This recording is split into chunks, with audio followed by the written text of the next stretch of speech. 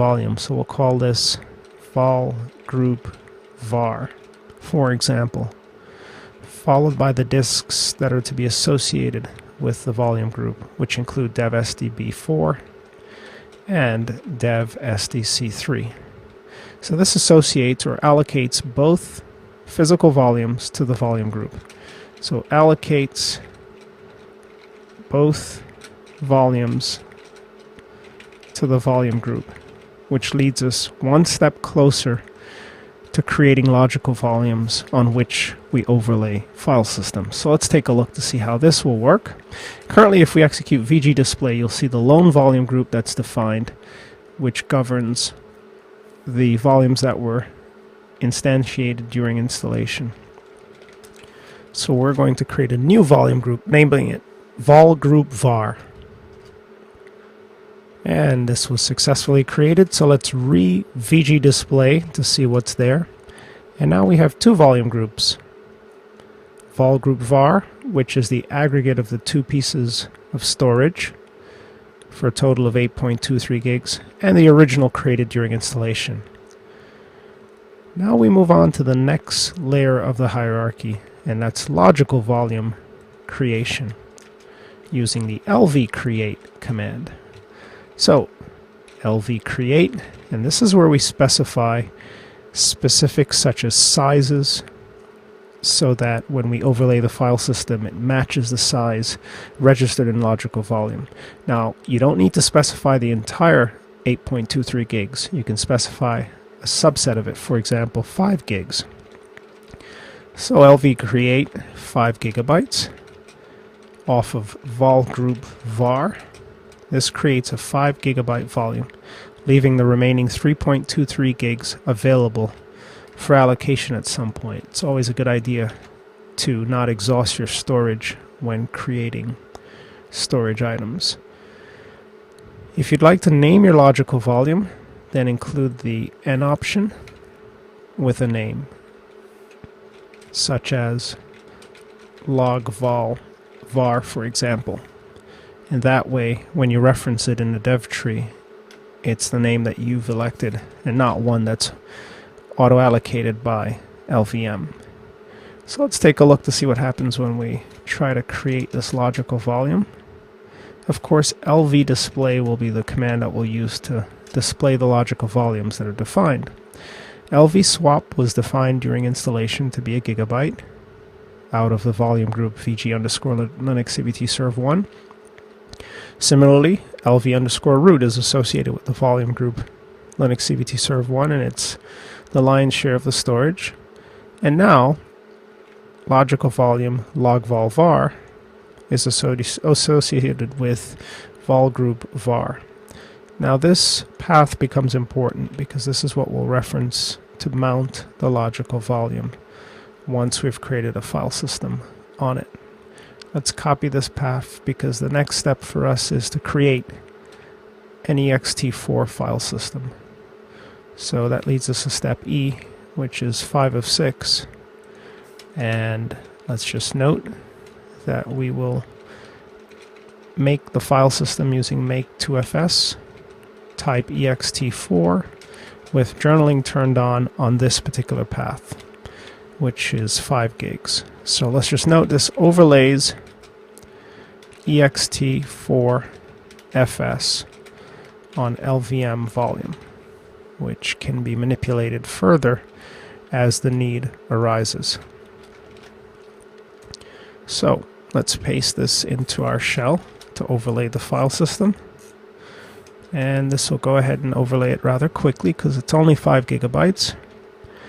And now we have this new dev tree mountable volume group logical volume available to us, which is alias to dm2. So we're now ready at this stage to make a directory and mount log vol var, which leads us to the 6th and final step. Of course, there are ancillary steps such as testing, for example. So let's lump into the final step, make directory var, let's call it LVM var. LVM var 1, for example. So we'll make directory that and then mount the full path dev vol group var log vol var into LVM var1. That'll do the trick. And then the implicit 7th step is to simply update etcfs tab to reflect the fact that there's a new LVM mount point available that is to be initiated whenever the system is invoked or run levels switch between appropriate multi-user phases 2 through 5. So let's go ahead and make this structure and mount, and then we'll follow up with a mount command to be sure that it's worked. Let's echo the exit status, and now we see that it's been mounted read-write ext4 LVM var1, which means, of course, there's a lost and found in the directory, and a df-h will reveal that it's 5 gigabytes with overhead for ext4 management, leaving us roughly 4.6 gigabytes, so roughly 3% is used. But we now have a new logical volume instance that's available, but of course, it will not be reinitiated when the system reboots, unless we update etcfs tab. And also you may note that the df output shows dev mapper as opposed to the path that we've referenced. If we look at dev mapper vol group var log vol var, you'll see that it points to dm2, the same device that our other item that we've created, which is / dev vol group var log vol var, points to. They're both aliases to the same device, the same logical volume device. When you see those DM devices, they're LVM devices. fdisk displays them, for example, when you dump the full contents of the disk. So there's DM2, for example, 5 gigabytes, or DM0, 1 gigabyte for the swap partition, or any of the other items. So our LVM's up. Let's update our etcfs tab using nano etcfs tab. And somewhere in the list of mountable items, perhaps after swap, we can mount it wherever we feel we want to, and we'll just list it in this section here. So this is going to be the full path dev vol group var log vol var to be mounted at LVM var1 as type ext4 with defaults, and the check order to be 1, 2. So this will mount for us. And of course, confirmation comes when you unmount, either using the full dev location or the mount point, and then remount. Let's just mount to make sure that it's not there, and then let's mount A to make sure that it mounts, followed by a regular mount, should show that it's remounted. So LVM var1 now exists and will persist as the system is rebooted. FreeM still shows all of the swap space that we've allocated, so including the swap file and the 2 partitions plus the original LVM swap partition. So those are still intact. We have enough swap storage. We now have additional logical volume managed storage. Let's again just recap the hierarchy that's carried out. LVM is arranged into three levels of a hierarchy, including the physical volume, the volume group, and the logical volume. Physical volumes are the lowest level of abstraction that are close to, or are the closest to, the partitions that are defined on the disk. They're a way of flagging certain partitions as being able to be participants in logical volume management. Those physical volumes are arranged into containers or silos known as volume groups. So they're aggregated. They're created as volume sets. So all of the storage, whether 2 or 2,000 partitions, are brought together into one large volume group. So it could be as small as 8 gigabytes or as large as multiple, perhaps petabytes, up to the limits allowed per ext4 file system. 1 exabyte currently. From the volume groups, we extract logical volumes. We've extracted 5 gigabytes out of the 8.23 gigabytes for var, leaving us 3.23 gigabytes to associate with something else. Each layer of the hierarchy has tools, display tools, creation tools, extension tools, etc. If you tab out PV, you'll see the various tools for the physical volume management. PV create, change, display, remove, resize, scan, etc. PV display displays the various physical volumes, partitions that may participate in logical volume management, including the most recently added items. It lists the volume group membership, so you always know to which volume group a particular partition belongs. So devSDC3 belongs to vol group var. devSDA2 belongs to the originally set up during installation VG_Linux CBT serv1. SDB4 is also a member of vol group var. Their sizes are included, the physical extents, total physical extents, UUIDs, etc. VG display shows the various volume groups that are defined.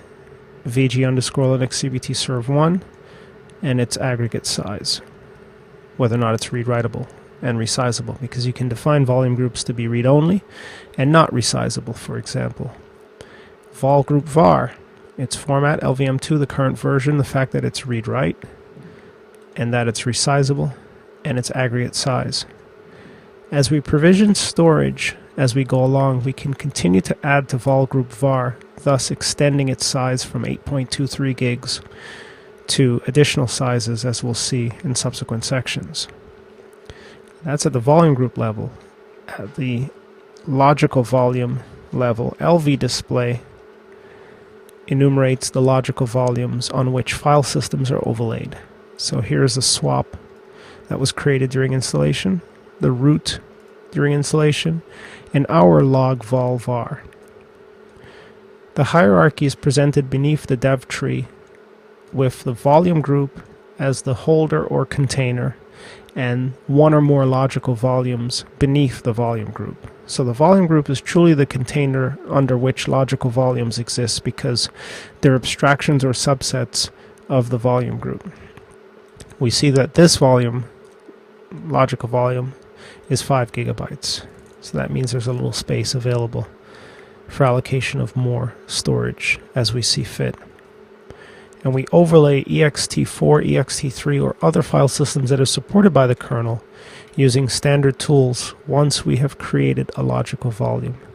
So we've created with LV create and the appropriate size, and then we use make2fs with the ext4 option to overlay an ext4 file system. We then made a mount point and mounted the dev location to that mount point, and then of course updated etcfs tab. So update etcfs tab for persistence.